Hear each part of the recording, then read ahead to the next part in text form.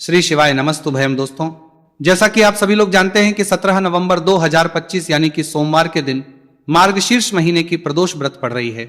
और दोस्तों, कहा जाता है कि सोमवार प्रदोष व्रत के दिन महादेव की पूजा की जाती है और इसी दिन किया गया 7 चने की दाल वाला उपाय कभी भी विफल नहीं जाता है। अगर आपने भी इस महीने में यह उपाय नहीं किया है तो इस उपाय से मत चूकना दोस्तों, क्योंकि इसी दिन किया जाने वाला पंडित जी द्वारा बताया गया 7 चने की दाल वाला उपाय आप लोगों को जरूर करना चाहिए। क्योंकि दोस्तों, ये एक ऐसा उपाय है जो कि इस उपाय को करने के बाद दोस्तों आपको फिर कोई और उपाय को करने की जरूरत नहीं है, क्योंकि सबसे बड़ा और सबसे नया ये उपाय पंडित जी ने अपनी अभी की श्री शिव महापुराण की कथा में ही बताया है।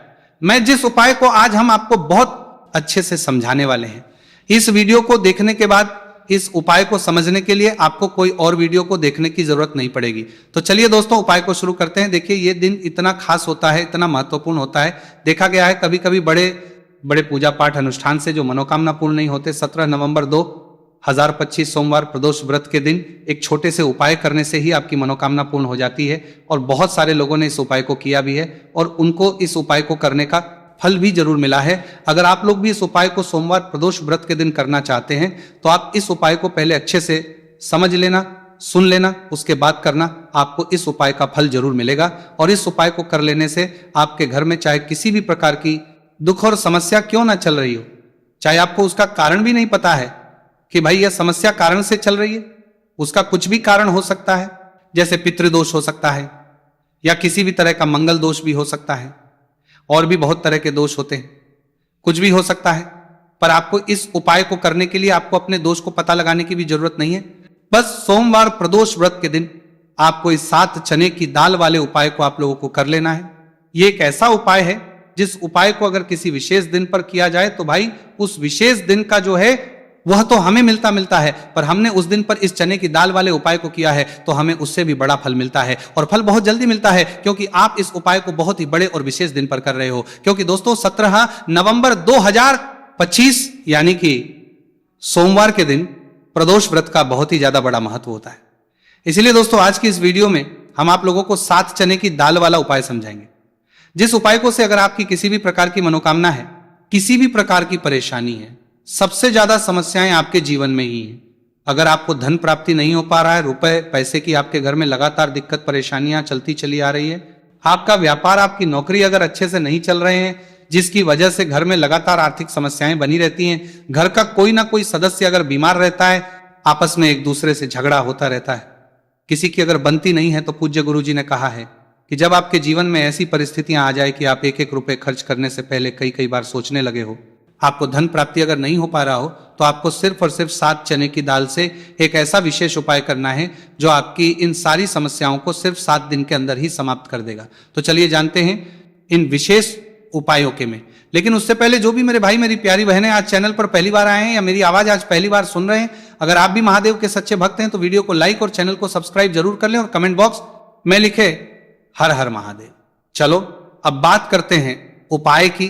देखिए, पहला और दूसरा उपाय दोनों ही बहुत ही खास है और तीसरा उपाय धन प्राप्ति का उपाय होने वाला है। देखो, अब पहला उपाय जो है वो आपको धन प्राप्ति और पारिवारिक सुख शांति के लिए होगा। दूसरा उपाय आपके मान सम्मान और सुख की प्राप्ति के लिए है। वीडियो पूरा जरूर देखना और आगे बढ़ने से पहले वीडियो को एक लाइक जरूर करना। देखिए, सबसे पहले हम जान लेते हैं गुरु जी द्वारा बताए गए पहले उपाय के बारे में। देखो, इस उपाय के लिए आपको लेना है एक गोलबाती का दीपक।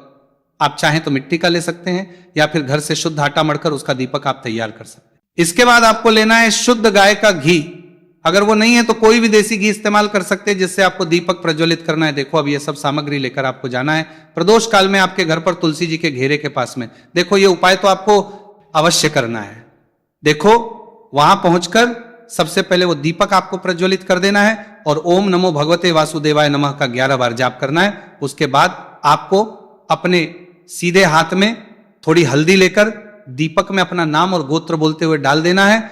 उसके बाद माता लक्ष्मी से आपको प्रार्थना करना है कि हे महालक्ष्मी, हमारी सभी दुहक तकलीफों को दूर करो, हे महादेव हमारे सब दुख कष्टों को खत्म करो। इस भावना से आपको यह उपाय करना है। चलिए अब बात कर लेते हैं दूसरे उपाय की। दोस्तों, आप सभी जानते हैं कि सोमवार प्रदोष व्रत का दिन समर्पित होता है भगवान महादेव को यानी कि भगवान महादेव और माता पार्वती को सोमवार प्रदोष व्रत का दिन समर्पित होता है। और जब भी हम शिवलिंग के ऊपर कोई भी उपाय करते हैं तो इससे हमें एक साथ भगवान महादेव की और माता पार्वती की कृपा प्राप्त हो जाती है। देखिए दोस्तों, गुरुदेव ने बताया है कि सोमवार प्रदोष व्रत के दिन किया जाने वाला यह सबसे खास और सर्वश्रेष्ठ उपाय है।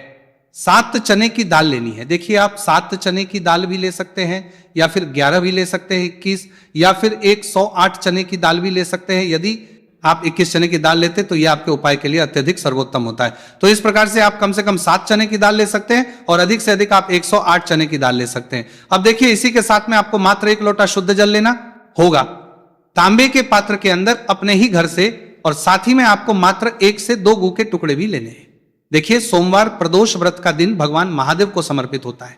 आपको ये जो सारी सामग्रियां हैं इन्हें लेकर के पहुंच जाना है भगवान शिव के मंदिर में। इस उपाय को आप सुबह से लेकर के शाम तक किसी भी समय में कर सकते हैं, लेकिन यदि आप शाम के समय इस उपाय को करते हैं तो यह उपाय आपके लिए और अधिक सर्वोत्तम होता है। तो यदि आपको प्रदोष काल के समय में समय मिल जाता है तो फिर आप प्रदोष काल में भी कर सकते हैं, या फिर आप पूरे ही दिन में किसी भी समय इस उपाय को कर सकते हैं। देखिए, शिव मंदिर पहुंचने के बाद सबसे पहले तो दक्षिण दिशा में बैठ जाना है। उत्तर दिशा की तरफ आपको अपना मुख कर लेना है। लेकिन यदि शिवालय में भीड़ है, शिव मंदिर में भीड़ है, तो फिर आप किसी भी दिशा में बैठकर इस उपाय को कर सकते हैं। तो देखिए, सबसे पहले आपके पास जो गुड़ के टुकड़े हैं, जो आप गुड़ के टुकड़े लेकर के आए थे, उन्हें आपको शिवलिंग के सामने ही जो आपके पास 1 लोटा जल है उस पात्र में आपको ये गुड़ के टुकड़े डाल देना है। इसी के साथ में आप जो चने की दाल लेकर के आए थे, चाहे आप 7 चने की दाल लेकर के आए हैं, 11, 21 जितने भी आप चने की दाल लेकर के आए हैं, इस चने की दाल के ऊपर आपको जो आपके पास गुड़ वाला जल आपने तैयार किया है, इसमें से थोड़ा सा जल आपको इस चने की दाल पर डाल लेना है।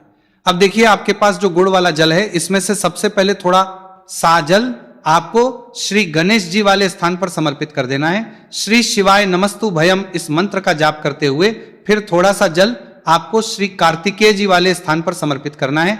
श्री शिवाय नमस्तु भयम इस मंत्र का जाप करते हुए फिर थोड़ा सा जल आपको माता अशोक सुंदरी वाले स्थान पर भी समर्पित करना है। श्री शिवाय नमस्तु भयम इस मंत्र का जाप करते हुए फिर थोड़ा सा जल आपको माता पार्वती के हस्त कमल पर समर्पित करना है और आपको श्री शिवाय नमस्तु भयम इस मंत्र का जाप कर लेना है। अब देखिए दोस्तों, आपके पास जो थोड़ा सा जल और शेष बचेगा, इसमें से आपको केवल सा जल शिवलिंग पर अर्पित कर देना है और अंत में आपको उस पात्र में थोड़ा सा जल और शेष बचाना है। पूरा जल आपको शिवलिंग पर अर्पित नहीं करना है, अंत में आपको थोड़ा सा जल और शेष बचाना है। अब देखिए, आप जितनी भी चने की दाल लेकर के आए हैं, अगर आप 7 चने की दाल लेकर के आए हैं तो आपको 7 बार श्री शिवाय नमस्तु भयम इस मंत्र का स्मरण कर ले हैं। यदि आप 11 चने की दाल लेकर के आए हैं तो फिर आपको बार इस मंत्र का जाप करना है। जितनी भी चने की दाल लेकर के आए हैं उतनी बार आपको श्री शिवाय नमस्तु भयम है इस मंत्र का जाप करना है और फिर आपको ये जो चने की दाल है इसे शिवलिंग के ऊपर ही समर्पित कर देनी है। लेकिन आपको ये चने की दाल बृहस्पति शवर महादेव का स्मरण करते हुए ही शिवलिंग पर अर्पित कर देनी है और आपको अपनी मनोकामना को भी बोल देनी है। आपकी जो भी मनोकामना है, चाहे वह धन प्राप्ति को ले, नौकरी से संबंधित हो, विवाह से संबंधित हो, या फिर आपके मकान, जमीन, जायदाद से संबंधित हो, चाहे गृह क्लेश से संबंधित हो, या फिर किसी भी प्रकार की जो मनोकामना है उसे आपको बृहस्पति शवर महादेव से परिपूर्ण करने की प्रार्थना कर लेनी है। और इसके बाद आपके पास जो पात्र के अंदर थोड़ा सा से जल और बचा हुआ था, इसे भी आपको धीरे धीरे भगवान शिव की शिवलिंग पर ही अर्पित कर देना होगा। श्री शिवाय नमस्तु भयम इस मंत्र का जाप करते हुए पूज्य गुरु जी कहते हैं कि मार्गशीर्ष महीने का सोमवार प्रदोष व्रत जो भी व्यक्ति इस प्रकार से यह चमत्कारिक उपाय कर लेता है तो उसकी जो मनोकामना है वह भगवान लक्ष्मी नारायण की कृपा से तथा महादेव की कृपा से बहुत ही जल्द परिपूर्ण हो जाती है। बात करते हैं अगले उपाय की। देखो, इस उपाय के लिए आपको मात्र 2 लौंग लेनी होगी, यानी कि आपको लौंग का जोड़ा लेना है। 2 फूल वाली आप लौंग लेनी है। लौंग का जोड़ा कहीं से भी खंडित नहीं होना चाहिए, इस बात का ध्यान रखें। इसी के साथ में आपको लेना होगा लाल चंदन का पाउडर। देखिए, यदि आपके पास लाल चंदन की लकड़ी है तो उसे घिसकर भी आप चंदन के रूप में प्रयोग कर सकते हैं। यदि पाउडर है तो उसका भी आप अपने उपाय के लिए प्रयोग कर सकते हैं। देखिए, चंदन जो है वो तेज का प्रतीक माना गया है और साथ ही साथ जीवन के अंधकार को दूर करने का प्रतीक। अब इसी के साथ में आपको मात्र 1 तांबे के पात्र के अंदर शुद्ध जल लेना होगा अपने घर से। अब दोस्तों, ये तीनों सामग्री लेकर के सीधे आपको पहुंच जाना होगा भगवान शिव के मंदिर में। देखिए, इसी के साथ में आपको एक गोल बाती का दीपक भी लेना होगा। दीपक आप मिट्टी का भी ले सकते हैं, शुद्ध आटा मढ़कर उसका भी तैयार कर सकते हैं, और दीपक में आपको शुद्ध घी का प्रयोग करना है। लेकिन जैसे ही आप इन सामग्रियों को मंदिर में लेकर के पहुंचेंगे, मंदिर में जैसे ही आप चौखट के वहां पर पहुंचेंगे, तो मंदिर की चौखट के सीधे तरफ आप जो अपने साथ एक गोल बाती का दीपक लेकर के आए हैं, उसे आपको सबसे पहले तो प्रज्वलित करता है देना है। यानी कि जैसे ही आप मंदिर की चौखट के वहां पर प्रवेश करते हैं, तो उसके सीधे तरफ आपको ये गोल बाती का दीपक प्रज्वलित कर देना है। अब देखिए, जैसे ही आप ये दीपक प्रज्वलित करेंगे, तो आपकी जो भी मनोकामना है उससे आपको बोल देना है। आप इस दीपक को इस प्रकार से प्रज्वलित करने के बाद इन सभी सामग्रियों को आपको शिवलिंग के पास लेकर पहुंच जाना है। अब देखिए दोस्तों, आपके पास जो एक तांबे के पात्र के अंदर शुद्ध जल है, उसमें से आपको केवल आधा लोटा जल ही भगवान शिव के शिवलिंग पर अर्पित करना है। आधा लोटा जल आपको उसी पत्र के अंदर बचा लेना है।